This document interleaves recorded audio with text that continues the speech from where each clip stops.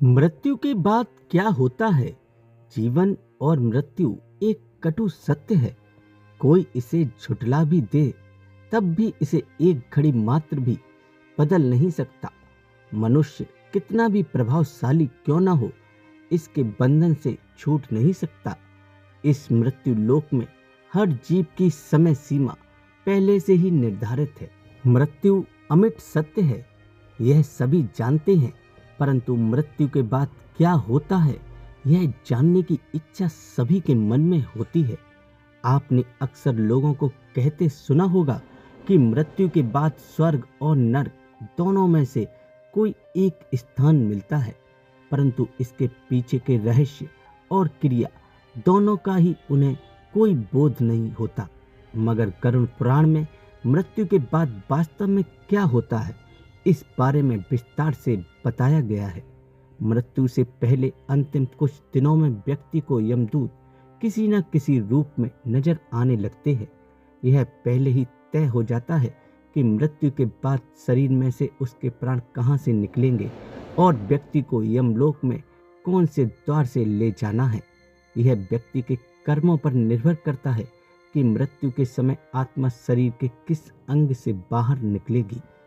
आप भी जानना चाहते होंगे कि मृत्यु के बाद मनुष्य की आत्मा कहाँ जाती है और कौन कौन से लोकों में विचरण करती है और उसे क्या क्या सुख दुख प्राप्त होते हैं। इस वीडियो में आप गरुड़ पुराण के श्लोक और उनका सरल अनुवाद भी देखेंगे। दोस्तों, स्वागत है आपका हमारे चैनल अद्भुत ज्ञान में। आपसे विनती है कि चैनल को सब्सक्राइब कर लीजिए और कमेंट बॉक्स में जय श्री नारायण लिखकर परमात्मा को अपना आभार व्यक्त कीजिए। गरुड़ पुराण में बताया गया है कि मरने के बाद मृत व्यक्ति को एक नया शरीर प्राप्त होता है। मृत व्यक्ति यम मार्ग में मिलने वाले कष्ट इसी शरीर से भोगना पड़ता है। मृत्यु के बाद पापी व्यक्तियों को बहुत कष्ट दिए जाते हैं। सबसे पहले पापी इंसान के मृत शरीर से आत्मा को खींचकर निकाला जाता है। यह बहुत दुखदाई होता है। गरुड़ पुराण में लिखा है कि अपने भौतिक शरीर से हाय हाय करते हुए निकाला हुआ तथा यमदूत के द्वारा पकड़ा हुआ वह अंगुष्ठ मात्र प्रमाण अर्थात अंगूठे के आकार का जीव अपने घर को बार बार देखता है। यमदूत उसके गले में यह फांस डाले रहते हैं और उसे यह मार्ग पर घसीटते हुए उसी प्रकार ले जाते हैं जिस प्रकार राजपुरुष दंडनीय अपराधी को ले जाते हैं। उसे आत्मा को अपने ही मृत शरीर को देखकर बहुत दुख होता है और उसकी आंखों के सामने जीवन भर के किए हुए कर्म घूमने लगते हैं। उस आत्मा को यह एहसास होता है कि जीवन में जो करना चाहिए था वह तो किया ही नहीं। आत्मा यमदूतों से छूटने का प्रयास करती है, लेकिन यम फांस से छूट नहीं पाती। यमदूत उसे कई प्रकार के कष्ट देते हुए मार्ग में आगे ले जाते हैं, जबकि इसके विपरीत जो भी मनुष्य भक्ति करता है और अच्छे कर्म करता है उसके लिए यह मार्ग सरल और सुखद होता है। उसे आत्मा के लिए सवारी आती है जिस पर वह बैठकर अपने लोगों की तरफ आगे बढ़ता है। इस प्रकार अच्छे कर्म वाले मनुष्य को देह छोड़ते समय और ना ही उसके बाद किसी प्रकार का कष्ट दिया जाता है, बल्कि ऐसे धार्मिक मनुष्यों की आत्मा को सुगंधित एवं पुष्प से सुसज्जित मार्ग से लेकर जाया जाता है। इसके विपरीत दुष्ट आत्मा को यमराज के सामने पेश होना पड़ता है। चाहे वह किसी भी धर्म से हो, सबके पाप और पुण्य का हिसाब किया जाता है। दुरात्मा को यम मार्ग में चलते समय कुत्ते काटते हैं। अपने पापों का स्मरण करता हुआ वह पीड़ित जीव यम मार्ग में चलता रहता है। भूख और प्यास से व्याकुल जब आत्मा को सूर्य एवं वायु के बवंडर को झेलना पड़ता है, यमदूत उसे मारते हैं और ऐसे मार्ग से ले जाते हैं जहां पर तपती हुई बालू है, पीने के लिए पानी एक बूंद भी नहीं है, विश्राम करने के लिए कोई स्थान नहीं है। आत्मा थक कर जगह जगह गिरती है और मूर्छित हो जाती है। इसके बाद उस दुष्ट आत्मा को एक ऐसे मार्ग से ले जाया जाता है जहां पर निरंतर आग जलती रहती है।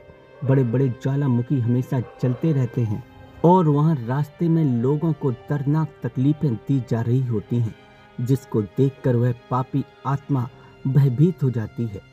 वहाँ इतनी गर्मी होती है कि आत्मा का एक हाथ का तत्कालीन शरीर भी जलने लगता है। इन सब कष्टों में पड़कर वह आत्मा पीछे की ओर भागती है, परंतु यमदूतों द्वारा उसको बहुत मारा जाता है और आगे की ओर बढ़ाया जाता है। वहाँ ऐसे ज्वालामुखी हैं जिनसे निरंतर आग निकलती रहती है। ऐसी आग की नदियाँ हैं जिनकी तापमान सूर्य से भी ज़्यादा है। पापी आत्मा को इन्हीं नदी और ज्वालामुखी को पार करते हुए आगे जाना होता है। इसके बाद यमदूतों द्वारा उसे आत्मा को उसके पापों के अनुसार अलग अलग सजा दी जाती है, जैसे कि गर्म तेल की कढ़ाई में डाला जाता है और भयानक जीव आत्मा को नोच खाते हैं।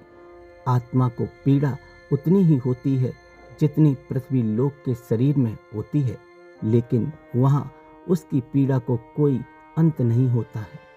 वह आत्मा बहुत चिल्लाती है, मगर उसकी वहाँ कोई सुनने वाला नहीं होता है।